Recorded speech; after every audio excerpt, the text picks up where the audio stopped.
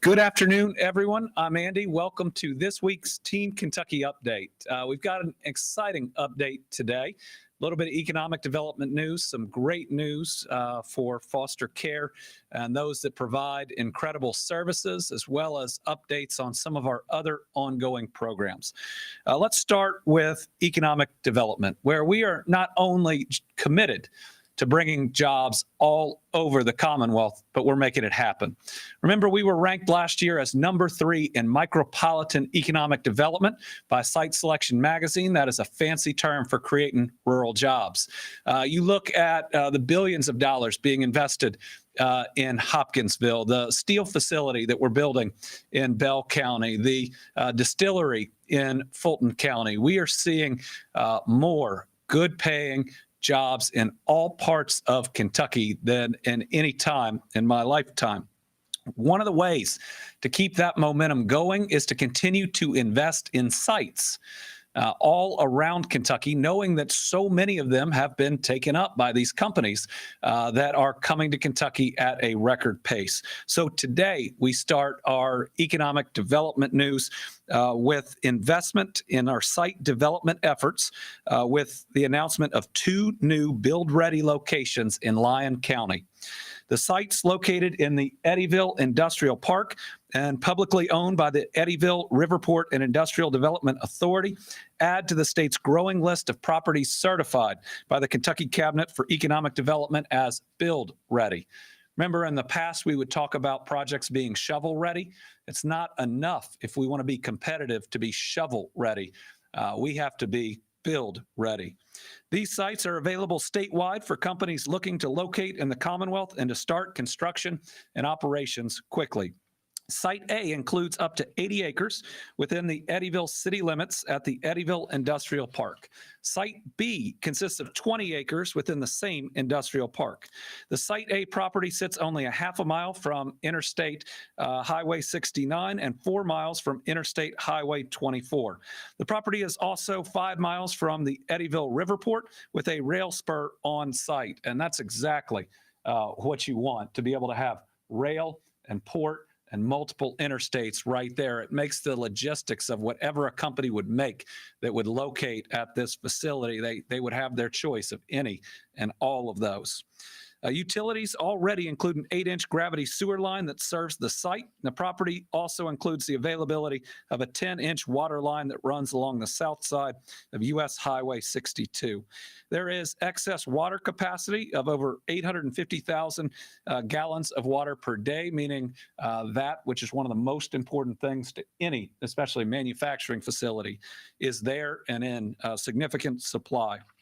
Kentucky's Build Ready program has grown throughout the last several years, and I'm excited to see that growth come to Lyon County.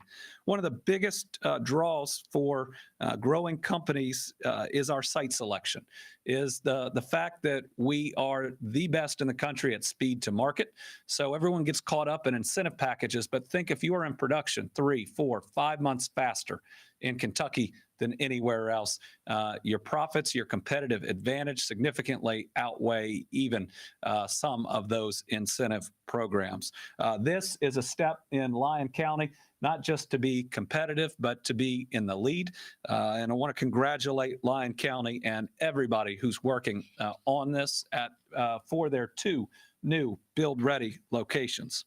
I also want to highlight Kentucky's State Trade Expansion Program that is going to kick off the 2023 World Trade Month and Export Week. Export Week is a U.S. commercial service-led program designed to advise and educate U.S. companies about market opportunities and tradecraft skills.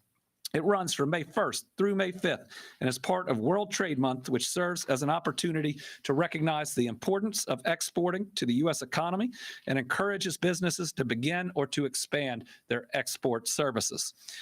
Through awards to U.S. states and territories, Kentucky's program has helped thousands of small businesses overcome obstacles to exporting by providing grants to cover costs associated with entering and expanding into international markets.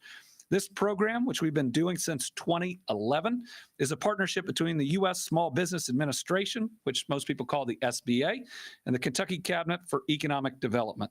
It focuses primarily on small businesses and helping them reach export markets that they may not have been reaching.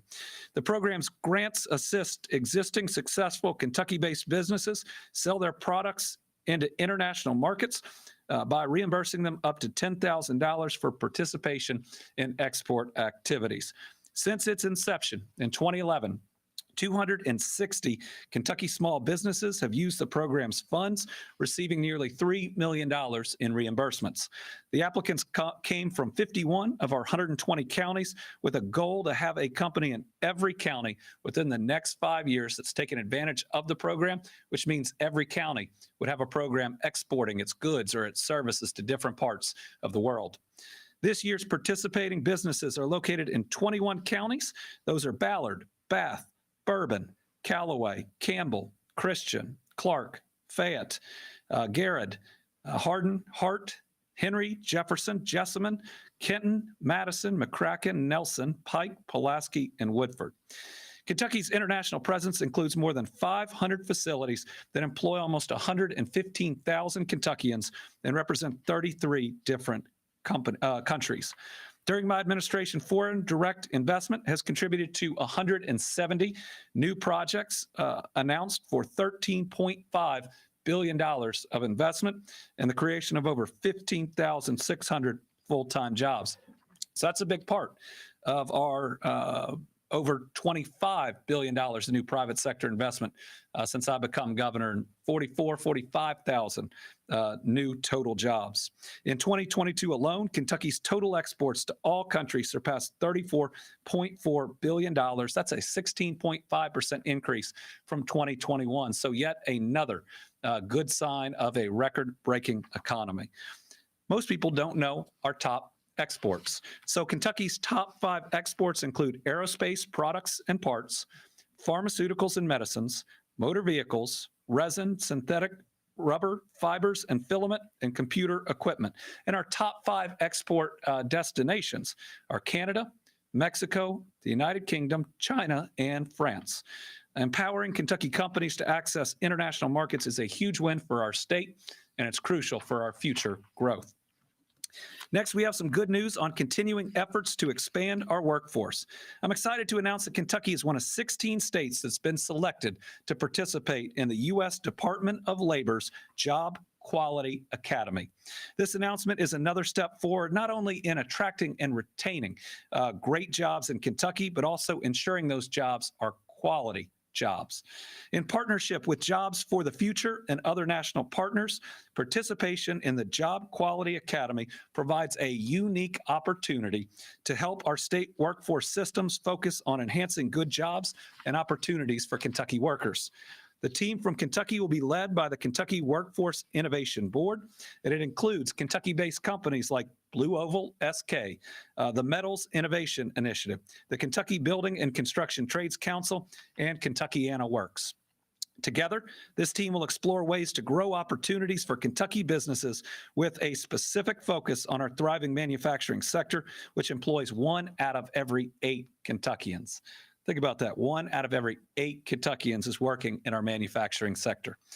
The Job Quality Academy initiative includes the development of effective recruitment and retention strategies, including equitable recruitment and hiring, benefits, diversity, equity, inclusion, and accessibility, employment and representation, job security and working conditions, organizational culture, pay, and skills and career advancement.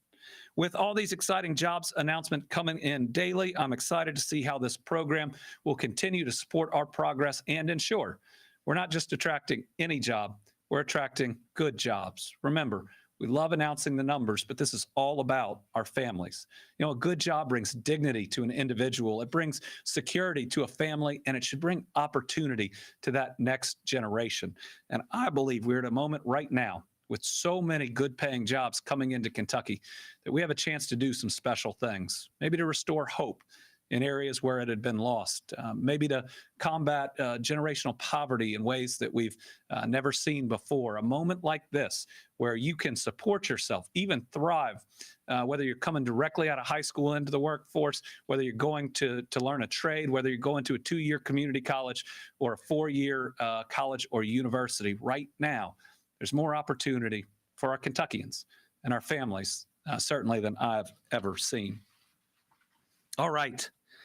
Now we're going to talk about some real success, but also further investment in our foster care system. In March, we announced that Kentucky was the 5th state to implement the Family First Prevention Services Act. This act helps us provide services including sobriety treatment and recovery teams, the Family Preservation and Reunification Program, the Kentucky Strengthening Ties and Empowering Parents Program, multi-systematic therapy prevention pilots, and the Intercept Prevention Pilot. The Family Preservation and Reunification Services Program alone, just this one program, has seen a 94% success rate in keeping children in their homes. Due to concerted efforts by our administration and everyone who works in this field, Kentucky is experiencing a drop in children in foster care, something we've all worked to see. We've reduced the number of children in foster care to less than 8,500 after it peaked in 2020 at over 10,000 of our Kentucky children. Our prevention efforts are also saving the state and taxpayers money. Since 2019, the Department for Community-Based Services has invested $11.4 million in prevention, which has led to a lot of this success. Costs for out-of-home care have been reduced by $79.1 million. Every child is a child of God, and they deserve our very best. And due to prevention and our savings efforts today, I'm proud to announce that we are investing an additional $41.5 million in funds to help support our foster children and for those who care for them. The funds will start being distributed this month to the 45 providers and the 120 plus foster care agencies to help them provide critical care to foster children. The funding comes in 2 sources. The first is a one-time allocation of $21.5 million.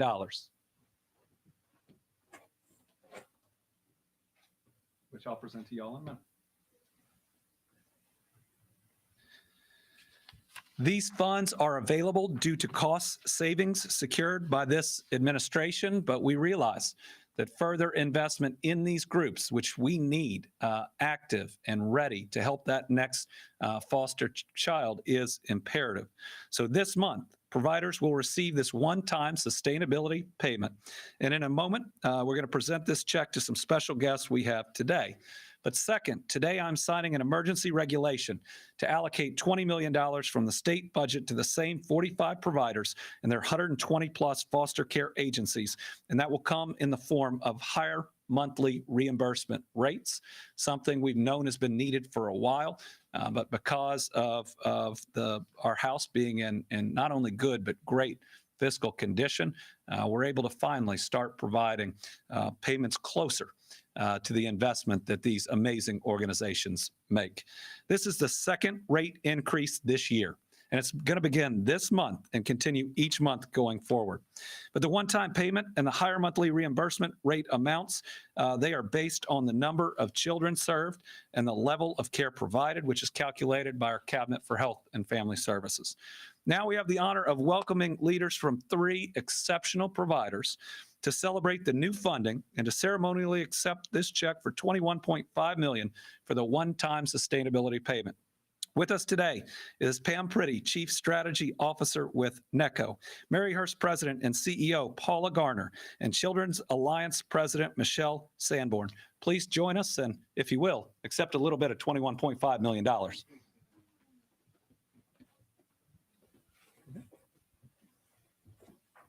So everybody's holding about 7.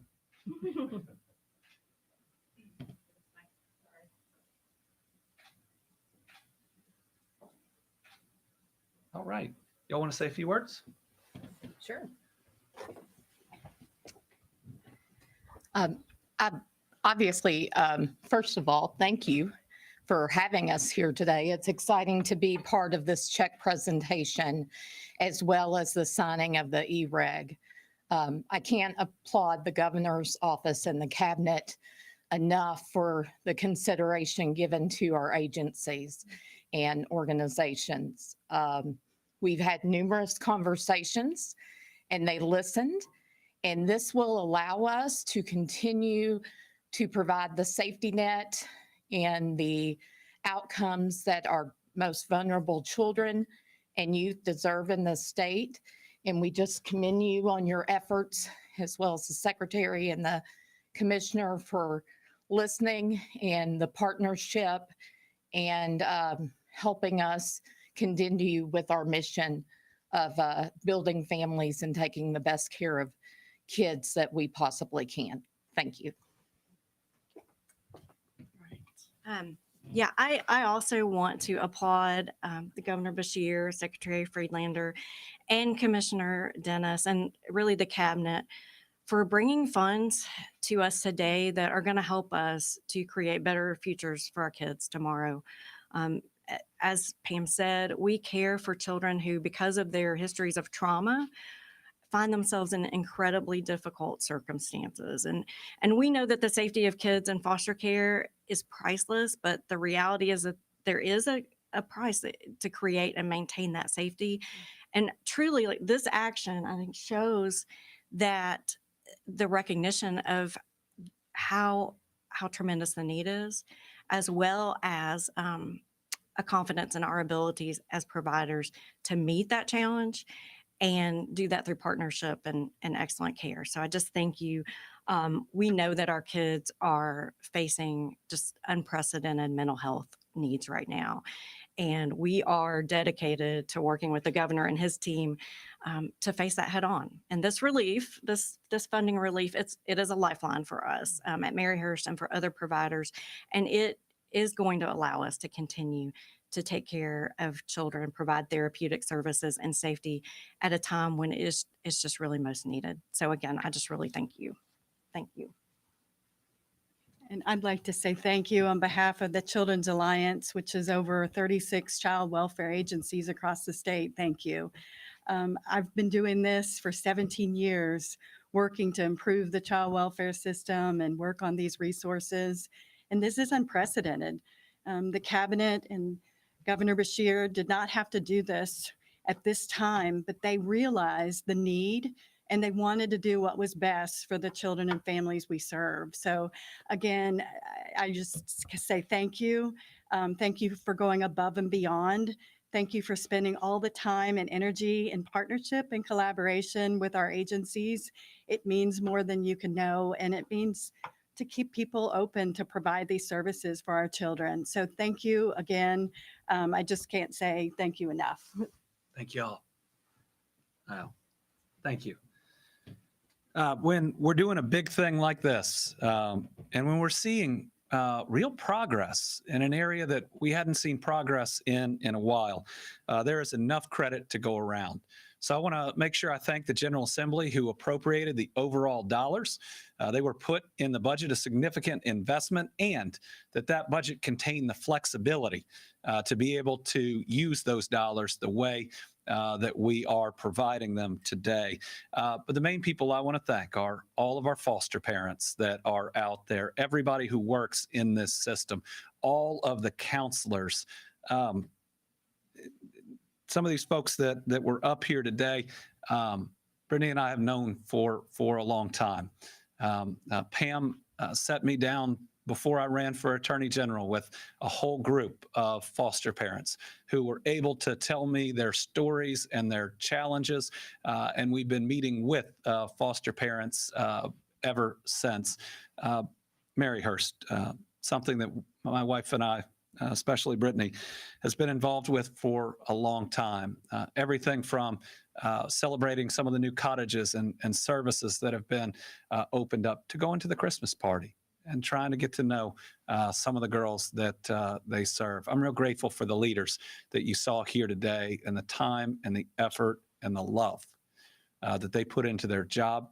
But remember, sometimes the kids we're serving in the foster care system haven't seen love.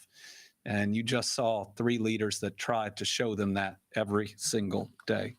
I also want to thank Carrie Banahan Deputy Secretary at our Cabinet for Health and Family Services, as well as Lisa Dennis, our Department for Community-Based Service Commissioner, for being here today and for spearheading these payments. This is going to hopefully make sure that we don't lose any more cottages, any more services, and that we have plenty of providers that are ready, willing, and able to serve every child in the Commonwealth. Today's the day we're living out our faith and values and truly not only saying, but acting upon that teaching that every child is a child of God. Everyone is worthy.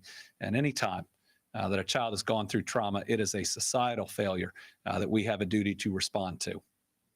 All right, Eastern Kentucky cleanup. Here's this week's update.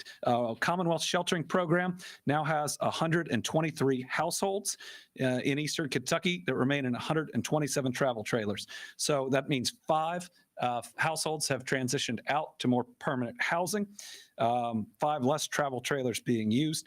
118 trailers are currently occupied at commercial locations, 9 still on private sites. 4 people still sheltering in 1 hotel. That means that there are some special needs of that family or families that are involved. And 14 people are sheltering at our state parks.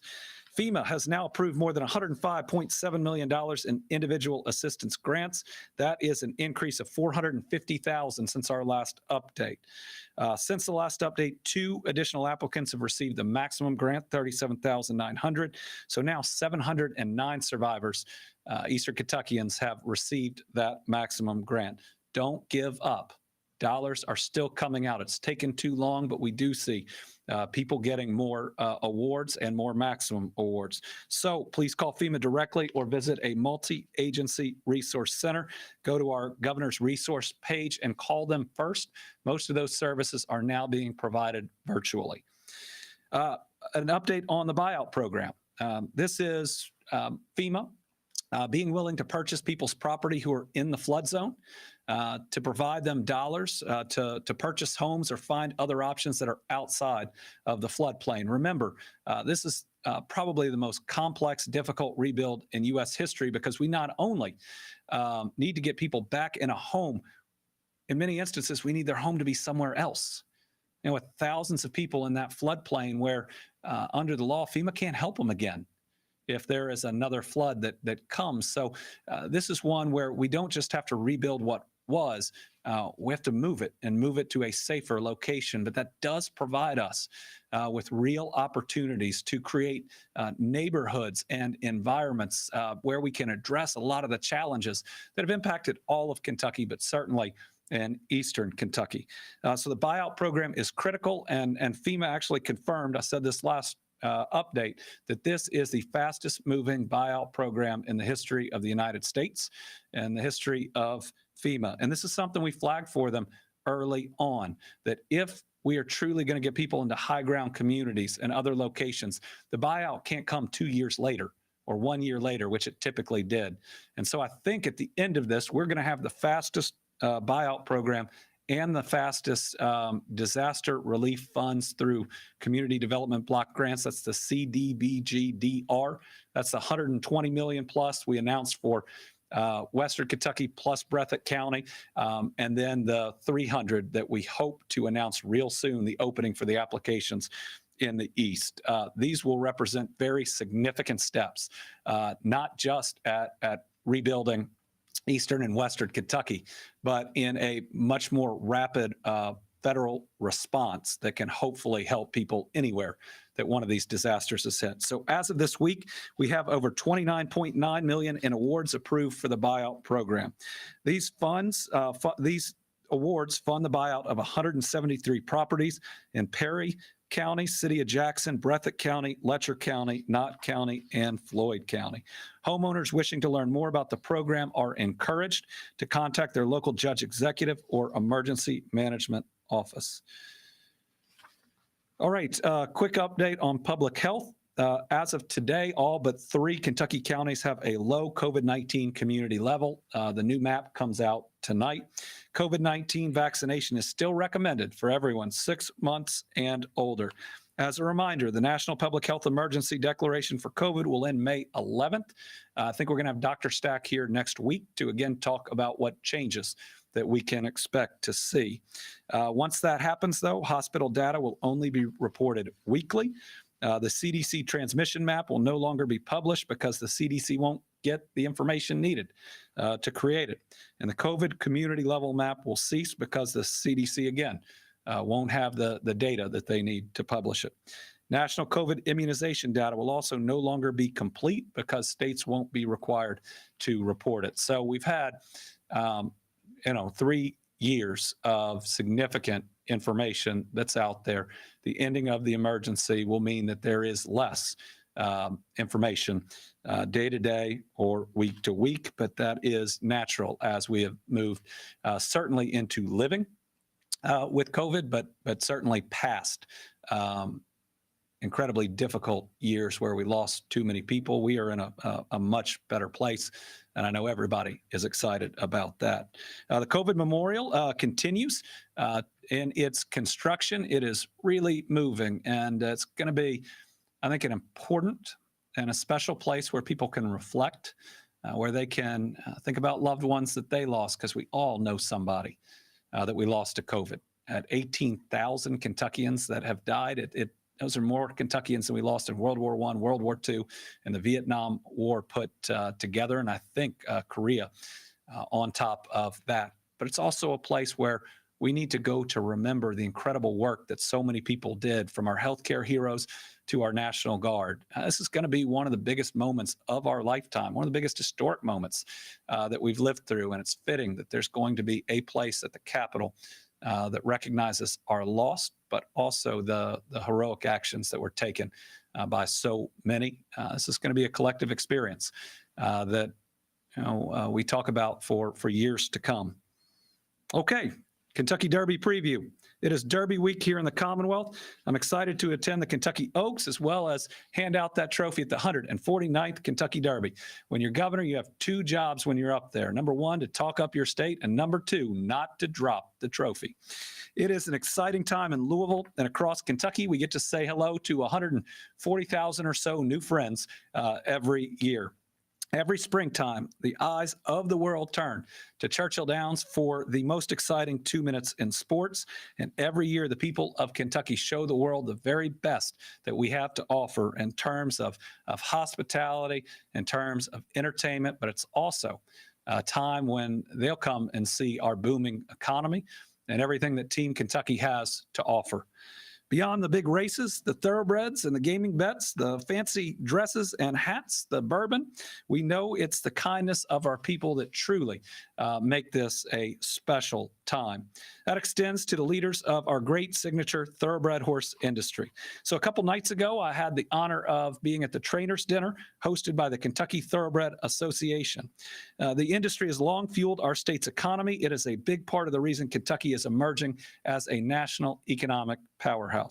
The equine industry in Kentucky generates about $6.5 billion in economic activity annually, with the thoroughbred industry contributing about $115 million in tax revenue every year. Even better, the great industry creates or sustains about 60,500 Kentucky jobs. Those are 60,500 Kentuckians that are able to put food on the table because of our horse industry. As governor, I will always recognize these contributions and ensure that we remain the thoroughbred capital of the world.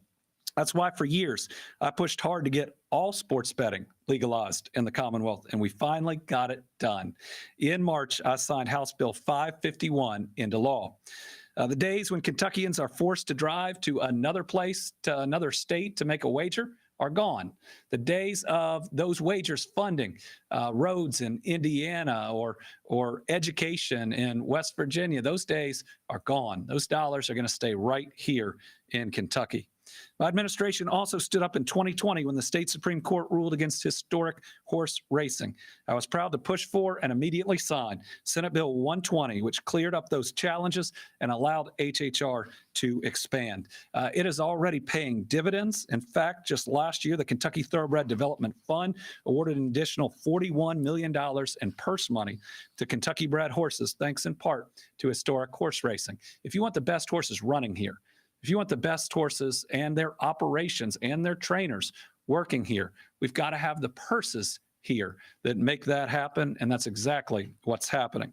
But we've also seen major projects move forward because of that bill. Everything from Cumberland Run in Corbin, which will be the state's third standardbred horse track and the first horse racing track in eastern Kentucky since 2017. Cumberland Mint, a satellite venue in Williamsburg, a $90 million investment from ECL Corbin LLC. Turfway Park and Racing and Gaming, owned by Churchill Downs. They put $225 million to revitalize that facility. It is beautiful. It is state of the art. Revolutionary Racing, planning a $78.7 million project in Boyd County, bringing Eastern Kentucky its second racetrack, as well as Sandy's Racing and Gaming that will be close to it. And finally, Churchill Downs, amazing new 50,000 square foot first turn club, which is incredible. And how they got it built in less than a year makes me wonder if we ought to have that group participating in the state capitol project, given how incredible of a job they have done. We've also promoted equity and diversity in the industry, which is so important. That was the goal when I signed the proclamation in 2021 celebrating the Ed Brown Society, named after legendary jockey Edward Dudley Brown, who was born into slavery but became a Belmont Stakes winner. The Ed Brown Society is working to enhance the industry by providing mentorship to the next generation of African Americans in the horse racing industry. And in addition, we also have the Kentucky Thoroughbred Breeders Incentive Funds. This year, more than $17.4 million was awarded to Kentucky breeders for winning eligible races across the globe. And folks, it pays to be born in Kentucky. When a Kentucky bred horse wins a Kentucky Oaks or Derby, the breeder is eligible for a $50,000 award from that fund. Look, we know that Kentucky is the horse capital of the world for a reason. 113 of 148 Kentucky Derby winners have been Kentucky bred. This year, 17 of 20 horses entered in the big race and 12 of 14 in the Oaks are Kentucky bred. Now, some have asked about my betting plans. So first of all, in the interest of full disclosure, the last Kentucky Derby I won was Smarty Jones. That was 2004. So my record is not great. I think there are a lot of owners that don't want me to be for their horse. That said, at the risk of having some others upset at me, I'm liking Verifying this year. That is a horse trained by Brad Cox, a Kentucky-based trainer who is credited with winning the Derby, but has never had the trophy handed to him. And I'd like to be able to do that. It also is a Coolmore horse. I got a good friend named Charlie O'Connor who lives there, but they help us out. When we bring in economic development prospects, they'll run them through and let them see American Pharoah and Justified. And I'll look at them and say, see, this is every day in Kentucky. And that's why you need to locate here. But it's a good group that takes very seriously their farm, being in Kentucky, and contributes in different ways to our Kentucky economy. Now, making this week so special every year takes the hard work and dedication of countless folks. I get it. My first job was mucking stalls for then minimum wage at $5.25 an hour. My second job was mucking stalls and mending fences. And my third job was, if I finished both of those, I spent the rest of the day weed eating. I like job 1 and 2 better than number 3.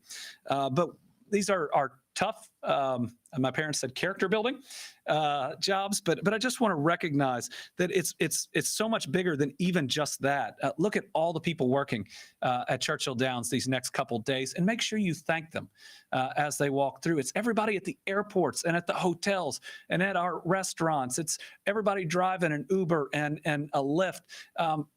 We get to show the very best of Kentucky, and thousands, if not hundreds of thousands of people help to make that happen. And I know we all take significant pride in showing off the very best of Kentucky. So That is why our first Team Kentucky All-Star this week is everybody who is out there working to make the Kentucky Derby the incredible spectacle that it is and to show off the very best of Kentucky. We appreciate you and we're proud of you. Now, that was our plan, Team Kentucky All-Star. But we have to have a second one this week, and that's Paris High School's assistant principal, Rob McCann. See, Principal McCann performed the Heimlich maneuver and saved a student's life during lunchtime recently. His quick action and heroism meant that a child could return home to their family and to their loved ones. And as a parent, I can't think of anything more incredible than that. Principal McCann, thank you. Your actions were life-saving and yet another example of how crucial our educators are. We appreciate you and all of your staff. Thanks for being a Team Kentucky All-Star. All right, we have just 3 journalists here on Derby Week. 2 of them are latex. We'll start with Tom. Thank you, Governor. Good afternoon to you. You were talking a little bit about sports wagering. I guess the regulations have to be in line by the end of June. And you had mentioned earlier when you signed the bill that you're hoping to get it going this fall. But the last 4 states that have enacted that, it's taken them a year. You still think you're going to be able to get it this fall? I am confident that we will have sports betting ready and launched before the NFL season. We are not creating the wheel here. The wheel's been created in many other states. So our job is to look and to take the very best practices to make sure that bureaucracy does not slow us down. I've already brought in every single cabinet that has any bit of responsibility on getting this launched and been clear about our expectations and that everybody is going to get this done right, but to also work on it quickly. They're going to be reporting to me weekly or biweekly, every week as we go to get it done. And then when we first launch it, to launch it at that time, it'll be through emergency regulations. And so we'll need to think about this as really the launch and the initial period where we'll learn a few things. And then we will iron those out with the permanent program that will be implemented through the regular regulations that will go through all the various hearings and process. Olivia Kraft. Given the past week in the music industry, I have a question. What is your favorite Jack Harlow song that you're not mentioning? Oh, that's not fair. Olivia just asked me my favorite Jack Harlow song that I'm not in. I'm just going to tell him I need to be in all of them. No. First of all, let me say that we are really proud of Jack Harlow. We were at a banner unveiling in Louisville for him. I mean, this is a Grammy-nominated superstar that chose to move back to Kentucky. You don't see that happening. It's really special. And it says something special about him, and it says something special about us. And you think about the way that people hear about Kentucky.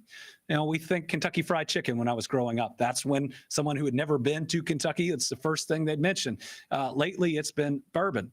But Jack Harlow is introducing people all over the globe to Kentucky and representing us in such a great way. So I do like Tyler Hero, both the player and the song. And I like They Don't Love It from this album as well. Anna. I don't have anything interesting about Jack Harlow, but I did want to ask you, so yesterday the Kentucky State University Presidential Search Committee and Board of Regents met. They have determined the final 3 candidates, but their names are under embargo, obviously, so they can, inform supervisors or directors of current employers. That'll be announced, the 3 candidates will be announced this afternoon. How do you feel about seeing this next step in the kind of resurrection of K-State? And have you been kind of really keeping an eye on that particular search so far? So while we have a lot of work to do at Kentucky State University, it is an absolutely crucial institution to Kentucky. It is one of our HBCUs, one of our 2, which ensure equity in our higher education system, and we've got to get this right. I believe, working with Senator Gibbons and others, that we have started moving in the right direction. And again, when you're doing big things, you can give credit to everybody. We worked with him on creating that new board. He actually gave us some extra flexibility that that doesn't exist everywhere.